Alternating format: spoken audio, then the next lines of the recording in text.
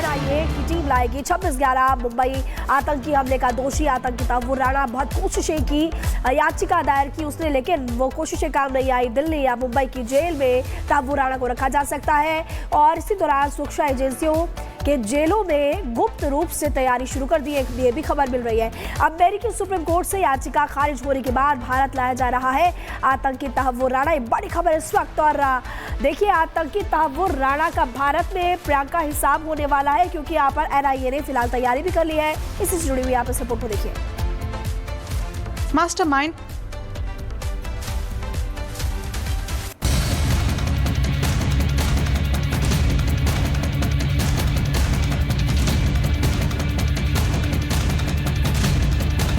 भारत लाया जा रहा है आतंकी तहव्वुर राणा। अमेरिकी अफसरों से भारत को मिली कस्टडी। आज ही भारत लेकर पहुंच जाएंगे एनआईए अफसर। पाकिस्तानी मूल के आतंकी तहव्वुर राणा को भारत लाया जा रहा है। अमेरिकी जेल में कैद तहव्वुर को यूएस एजेंसियों ने भारतीय अफसरों को सौंप दिया है, जिसे लेकर भारतीय अफसर रवाना हो चुके हैं। बताया जा रहा है कि तहव्वुर राणा आज ही भारत की धरती पर आ जाएगा। तहव्वुर को रखने के लिए दिल्ली और मुंबई की जेलों में विशेष तैयारी की जा रही है। दोनों शहरों के जेलों में तहव्वुर के लिए विशेष हाई सिक्योरिटी सेल का इंतजाम किया गया है। तहव्वुर को किस जेल में रखा जाएगा, इसका खुलासा अभी नहीं किया गया है।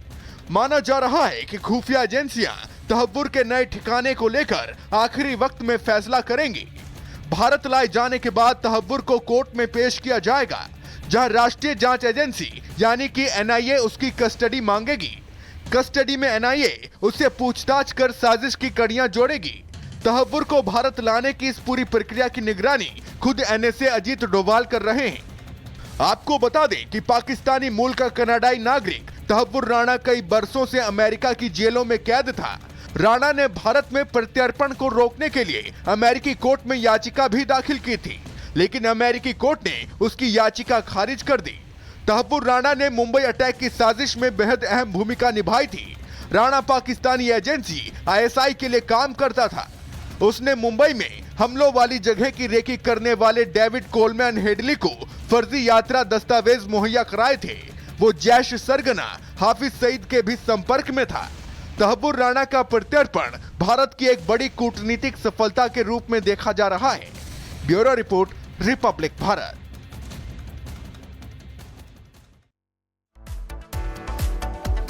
और हमारे साथ इसी खबर पर पूर्व राजनयिक दीपक वोहरा जी जुड़ गए हैं। सर, जिस तरीके से अब ये कहा जा रहा है कि आतंकी तहव्वुर राणा की जो प्रत्यर्पण का समय है वो नजदीक आ चुका है, आज ही जो है भारतीय अफसर लौटेंगे तहव्वुर राणा को लेकर, तो कैसे देखा जाए, क्या कुछ प्रक्रिया होती है इस बीच?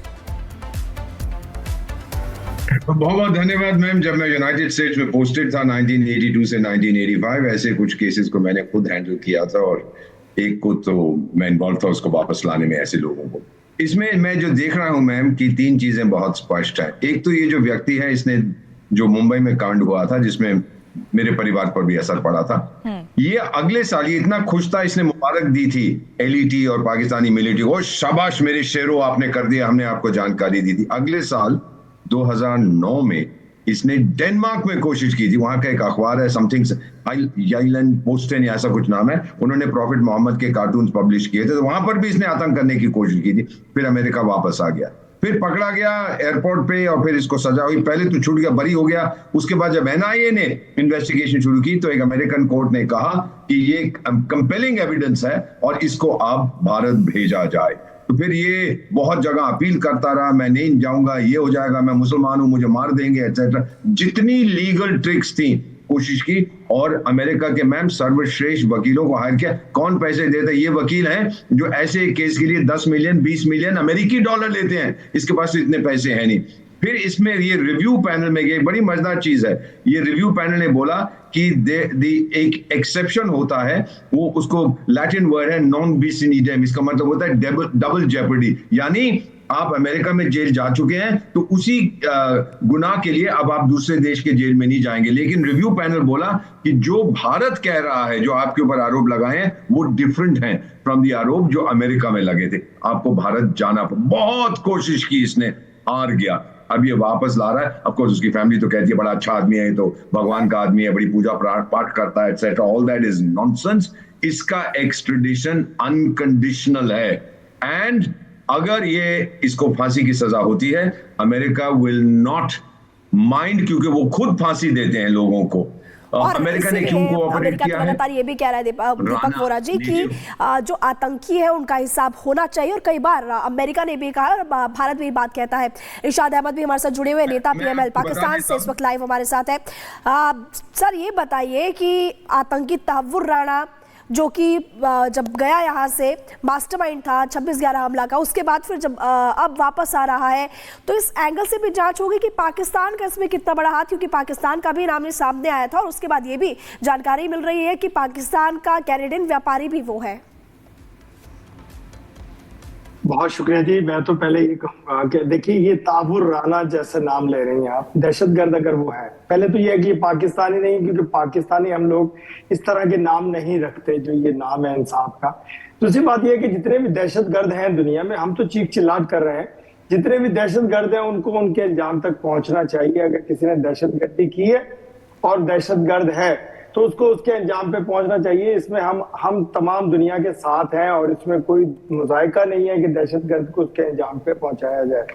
दूसरी बात यह कि इल्जाम लगाना छोड़िए, ठीक है दहशतगर्दी उसने की है, अगर उसको प्रूफ है तो उसको सजा दीजिए। आप दें, अमेरिका दे, पाकिस्तान दे, दहशतगर्द को सजा होगी तो दहशतगर्दी खत्म होगी। हम आपके साथ हैं, पूरी दुनिया के साथ है दहशतगर्दी के खिलाफ। लेकिन चूंकि आप लोग इल्जाम, देखिए अभी वोरा साहब ने सारी लाना शुरू कर दिया। मुझे यही अफसोस होता है कि मैं कह रहा हूं कि अगर दहशतगर्द है उसे सजा मिलनी चाहिए।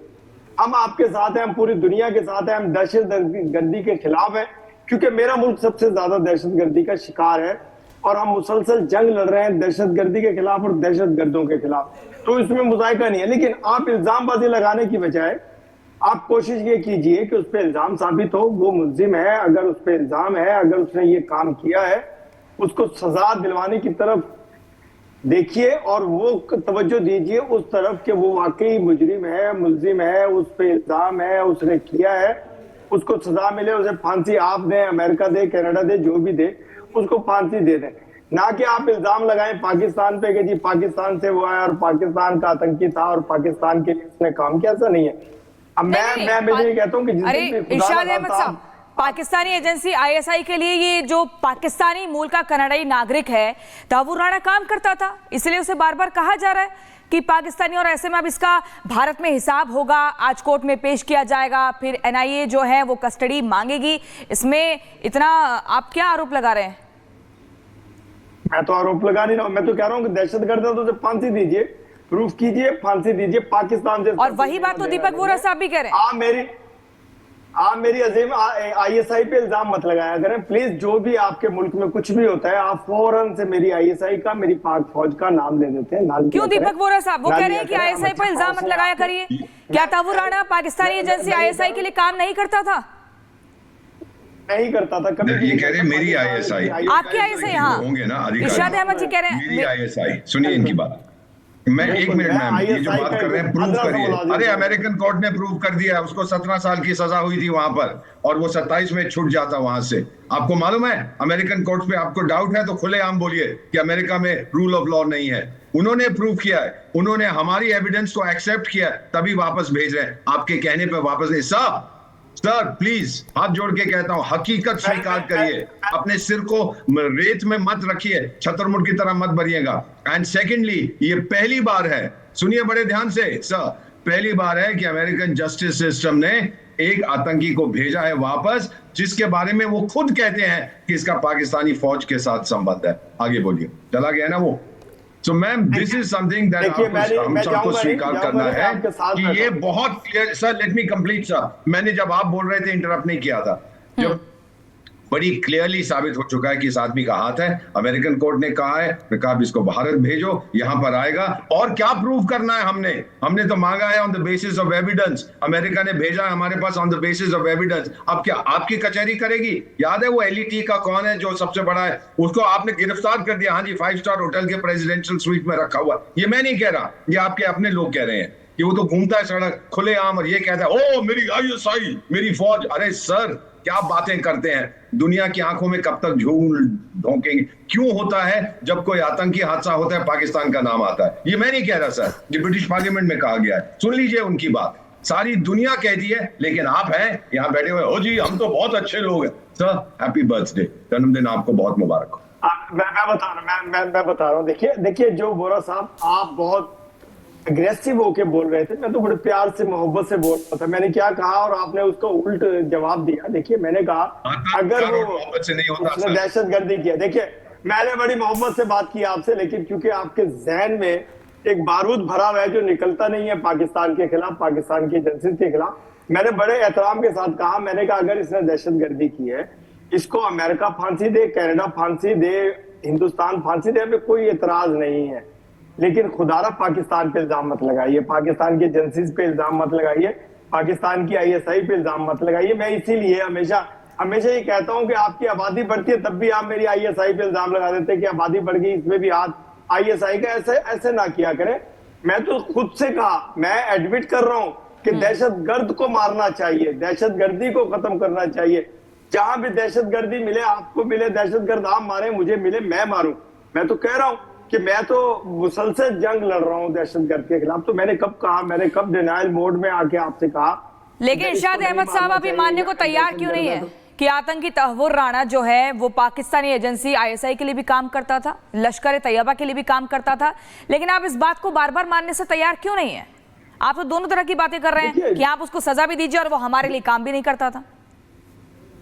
मैं ये कह रहा हूँ कि देखिए हम लोग दहशतगर्दी को पसंद नहीं करते, इसलिए हम दहशतगर्दी करवाते भी नहीं है।